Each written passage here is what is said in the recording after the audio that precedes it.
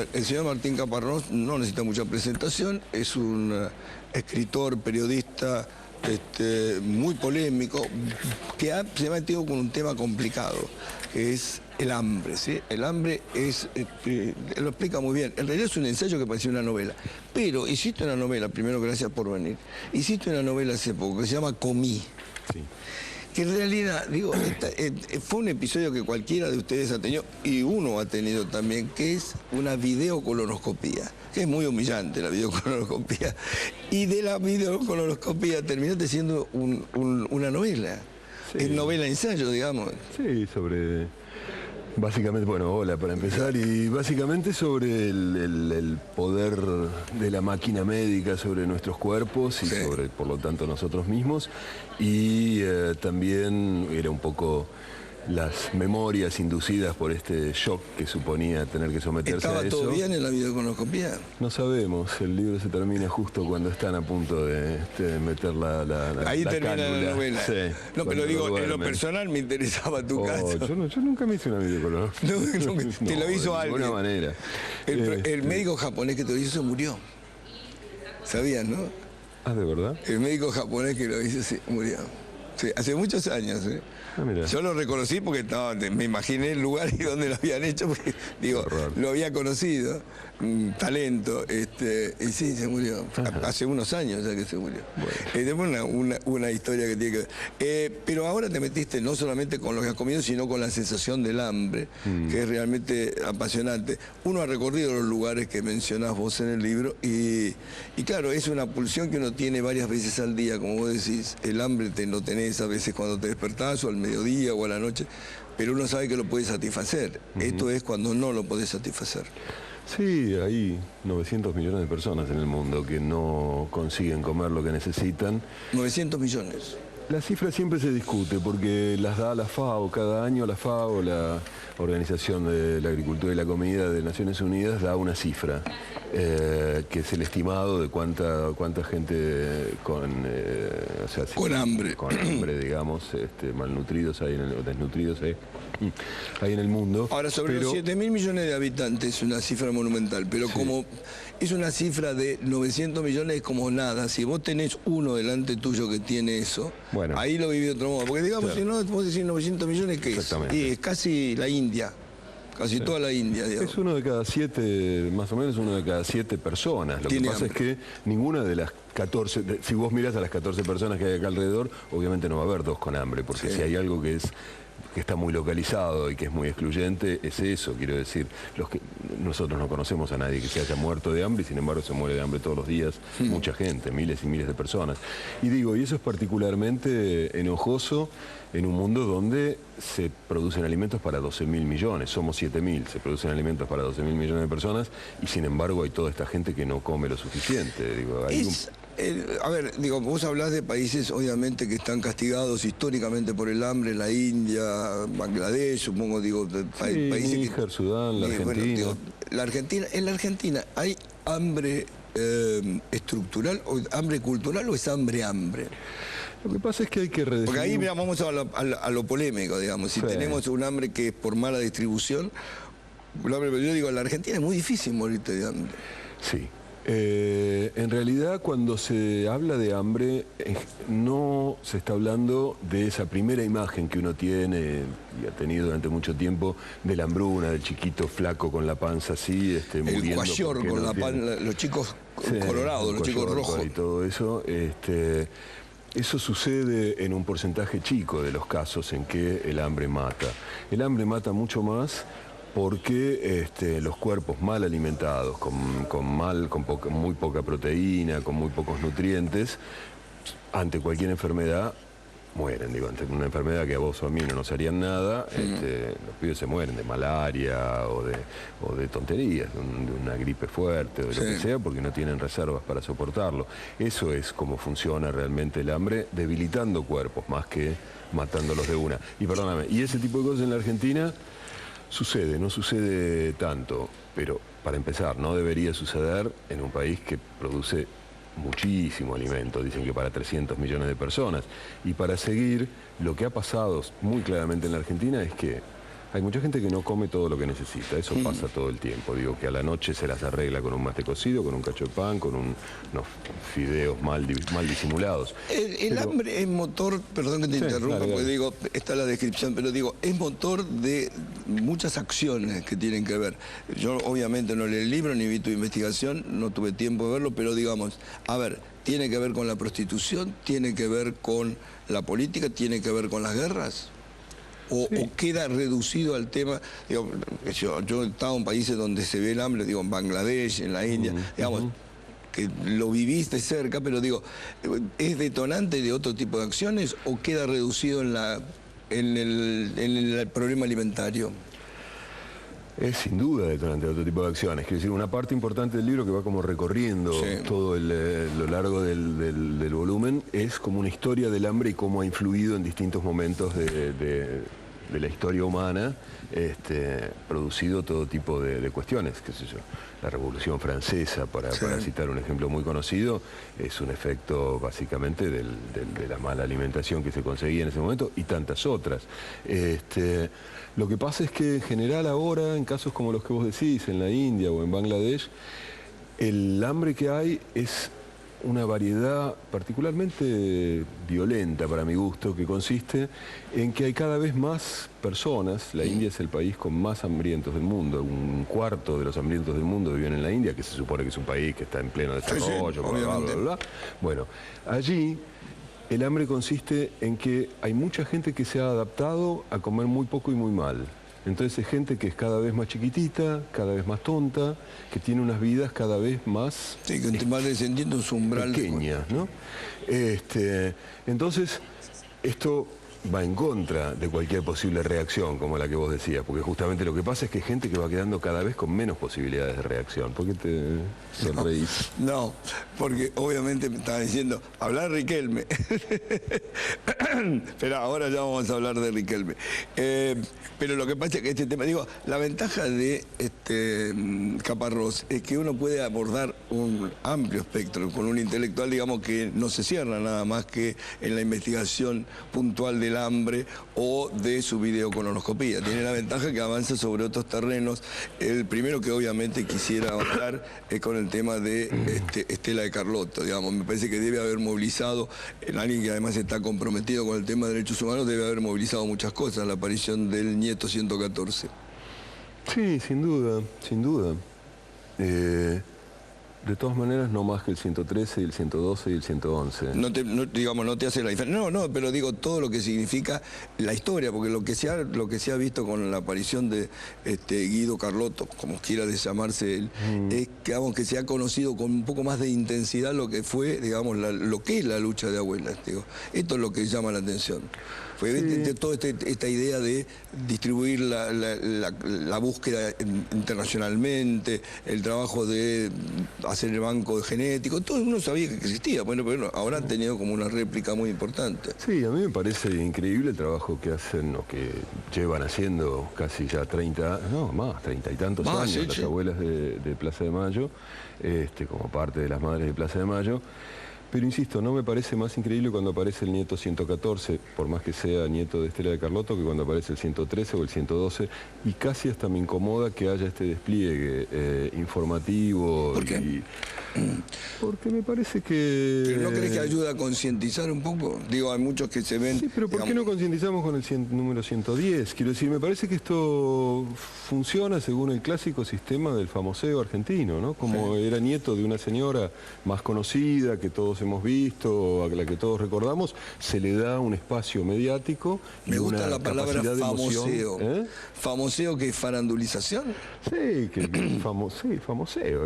Hablar de los neologismo interesante, famosos, digo, también. El famoseo. El famoseo, bueno, digo, es como una versión de la farándula, pero con otro criterio. Que funciona en todos los órdenes de la vida en la Argentina. Y funciona en muchos órdenes de la vida, ¿no? Me da la sensación de que cada vez más. Por eso me sorprende cuando funciona en un orden aparentemente tan inmune a este tipo de reacción como es el de la lucha de las abuelas de Plaza de Mayo, el rescate de sus nietos y demás, etcétera. ¿Y a vos como periodista no te gusta esta idea del famoseo o de la repercusión? Digo, te olvidaste de tu condición de escritora intelectual, digo, no, de alguna manera no te sentís protagonista de eso. Porque vos sos periodista, digo, te guste o no te guste, tus condiciones de periodista. Sí, yo vivo en Barcelona ahora, donde no, no tengo ningún funcionamiento de ese tipo. Sí. Y no, me parece que... No, sí, es más, he escrito más de una vez sobre esta idea de que consideramos noticia lo que hacen los ricos o famosos o políticos o futbolistas o tetonas. Quiero decir, porque eso, nosotros periodistas, al considerar noticia lo que hace esa gente y no lo que hace otra, o sea, al considerar noticia, mucho más noticia el nieto 114 que el nieto 106, sí, estamos postulando una idea del mundo. Una idea del mundo en que habría que prestarle atención a los ricos, a los poderosos, a los futbolistas, a las tetonas, y no al resto del mundo. Es muy fuerte. No coincido con eso. A ver, yo te explico. Parte de lo que vos tocás en el libro, digamos, ha sido un tema recurrente periodísticamente nuestro, ¿sí? Sin ir más lejos, el año pasado estuvimos en Bangladesh. Cuando, digamos, hablamos de la explotación de las fábricas estas de confecciones que fabrican todo por centavitos de dólar. Sí. Digo, fue el programa más visto del ciclo del año pasado. ¿Y eso, eso no te dio ganas de seguir con esa tónica? Lo que pasa es que cuesta mucha plata. A ver si me entendés. Tiene que ver un poco también con la inversión y cómo lo recuperás, porque digo, si no tenés los recursos no lo puedes hacer. Qué bueno que haya sido el programa más visto. El programa más visto del ciclo del año pasado. Pero así, digo, y dimos 2 programas, fueron los 2 programas que abordamos ese tema. Por eso te digo que es relativo, lo que pasa es que te cuesta más plata. Digo, desgraciadamente es parte de la realidad, porque vos decís, está bien, el famoseo, nosotros hemos hecho programas de famoseo, hemos hecho programas comprometidos, hemos hecho programas que uno o se olvida, pero curiosamente, digo, cuando a veces me discuten lo que la televisión hace, digo, muchachos, fue el programa más de nuestro ciclo, el programa, pero que duplicó audiencia de otros. Bien. Y fíjate que era un tema duro, estábamos hablando, por eso te digo que tiene que ver un poco, por eso me interesaba el hambre, digo, porque tiene que ver con esto, a la gente le interesa saber eso. Bueno, yo estuve en Bangladesh, estuve en Dhaka trabajando para el libro, hay un capítulo sobre Bangladesh y me interesa particularmente porque en cada capítulo trato de, en el lugar donde voy, que son 7, 8, 9 distintos, ver alguna forma, algún mecanismo del hambre, por qué se produce, qué efectos tiene.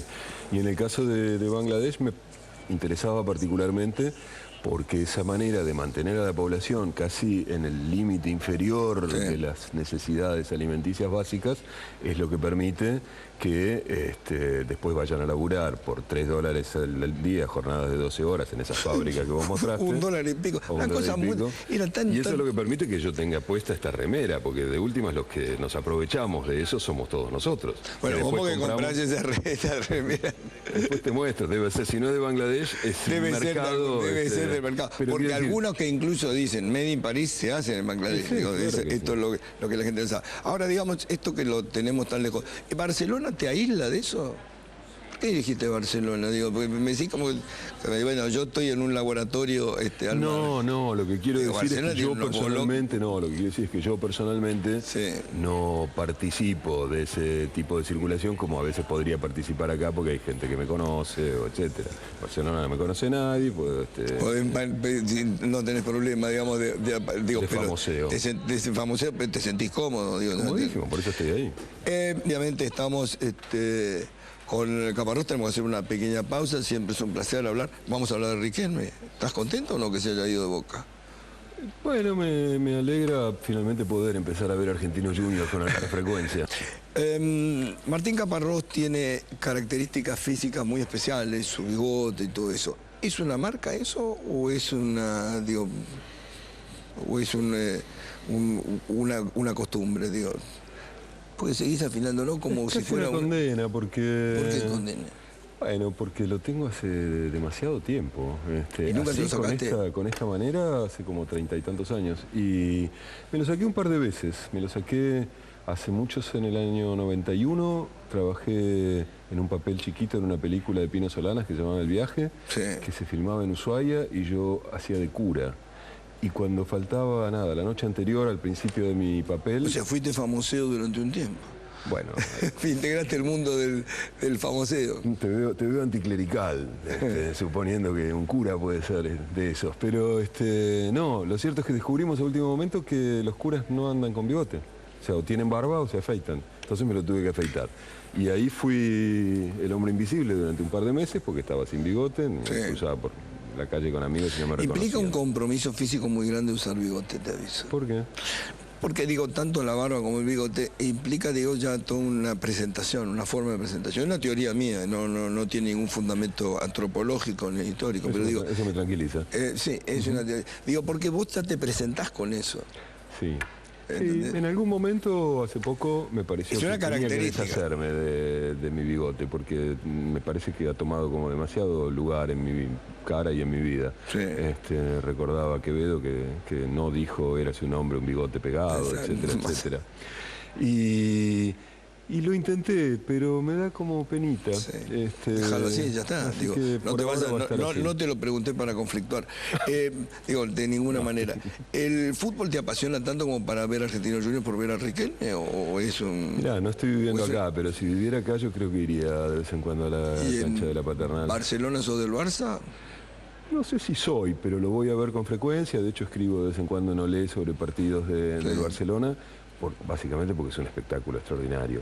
Y es un espectáculo extraordinario y además es fácil. Quiero decir, yo desde que salgo de mi casa hasta que me siento en mi asiento en el Camp Nou, tardo unos 25 minutos, voy en subte, no tengo ningún inconveniente, ninguna de estas sensaciones de zozobra con las que voy a la cancha de Boca cuando puedo usar mi abono. Sí. Realmente estamos tan mal acostumbrados, creemos que para ir a ver un partido de fútbol hay que atravesar murallas de fuego. Pero el mundo es diferente. Pese a que aquí se insista tanto en que está en crisis. Bueno, la crisis, digo, son diferentes los niveles de la crisis. ¿Crees que algo le pasó a Messi en el Mundial? Yo no lo sé. Yo creía, mientras veía los últimos partidos, creía que cuando terminara la participación de Argentina iban a salir a decir, bueno, lo que pasa es que Messi tenía tal problema y que no lo habían querido decir antes para no darle ventaja a los contrarios, para no facilitar las cosas, etcétera. Nadie lo dijo. Algunos rumorearon, escucharon rumores. Tiene un problema, digamos, vos crees que tiene un problema, digamos, con tu visión de fútbol, ¿te crees que tuvo un problema? Bueno, tuvo un problema básico, que es que tuvo que jugar en un equipo que no favorecía para nada sus posibilidades. Ese es un gran problema. Además parecía tener un problema físico, pero parece tenerlo desde hace meses ya. El tema de sus vómitos. No, simplemente que antes tenía una sobrevelocidad que hacía que todo lo que hiciera funcionara y consiguiera el objetivo. Y en cambio, estos últimos 6 meses no tiene esa velocidad, esa quinta marcha. Eso no sé por qué se produce, pero se viene produciendo desde antes. No es por edad, porque digo, siendo un chico joven. No es por edad, porque nos queda a vos y a mí cuando tenemos que escaparnos, ¿no? Bueno, pues yo te digo, no es un tema que tenga que ver con la edad. ¿Te da una visión diferente ser intelectual sobre el fútbol o no? Ser intelectual, eso no sé cómo tomarlo. No es una definición. Sos un intelectual, te guste o no te guste, digo, estarías dentro de esa morfología de lo que significa un intelectual. Ese género natural. No sé si me da, qué sé